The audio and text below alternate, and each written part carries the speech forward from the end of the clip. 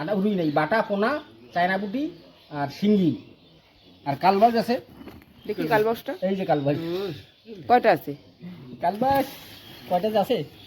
এই যে একটা কালো কি মাছ, এই যে এই যে একটা। হ্যাঁ হ্যাঁ, তাহলে এই দুটো কালবাস দেখতে কত হয়?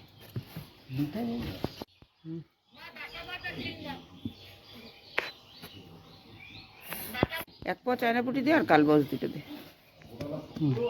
এক জায়গায় দে। মাছ নিয়ে নিয়েছিলাম, মাছওয়ালা বাড়িতে এসেছিল, মাছ নিয়ে তারপর সেগুলো কাটা বাছা ধোয়া করে ছাদে চলে গিয়েছিলাম একটু। ছাদের ফুল গাছগুলোকে একটু টবগুলো টানাটানি করে দিতে।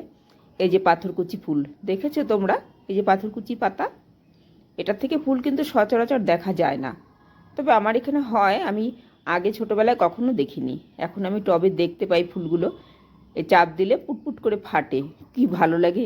আর এর ভেতর থেকে এই যে ফুলগুলো বের হয়, খুব ভালো লাগে এগুলো ফাটাতে আমার। আমি ছাদে উঠলে এই ফুলগুলোকে ফাটাবো, যদিও ফাটালে নষ্ট হয় না, ফুলটা আবার ওই ভেতর দিয়েই বেরিয়ে যাবে। যাই হোক, ছাদের থেকে নেমে তারপর রান্নাবান্না করলাম। কুচো চিংড়ি একটু রান্না করব। মরশুমি সবজি ঘরে ছিল, পেঁয়াজ কলি, আলু, বেগুন, ডাঁটা, এগুলো সব কিছু দিয়ে চিংড়ি মাছটা চচ্চড়ি করব। আজকে অন্য মাছ রান্নাগুলো আর দেখাবো না, এই মাছ চচ্চড়িটাই দেখাই। ছোট চিংড়ি মাছটা একটু ভেজে নিয়েছিলাম।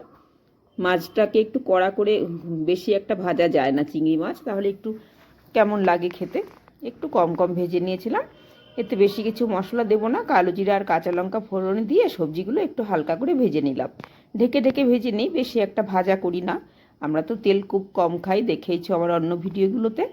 এগুলো ভাজা ভাজা হয়ে গেলে এতে মাছটা দিয়ে দিলাম, দিয়ে আবার একটু ঢেকে রাখবো।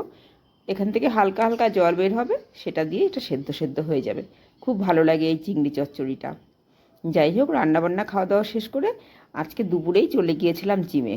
সন্ধ্যাবেলাটায় আজকে আর যাইনি, ভাবলাম আজকে ব্যায়ামটা দুপুরেই করে আসি, সেই জন্য জিমটাও তোমাদেরকে সঙ্গে করে নিয়ে আসলাম।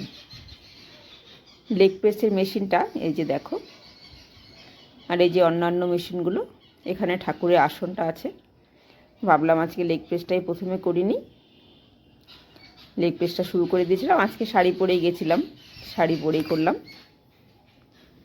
লেগ প্রেসটা করলে কি হয়, পায়ের গিঁঠের ব্যথাগুলো কিন্তু বেশ রিলিফ পাওয়া যায়।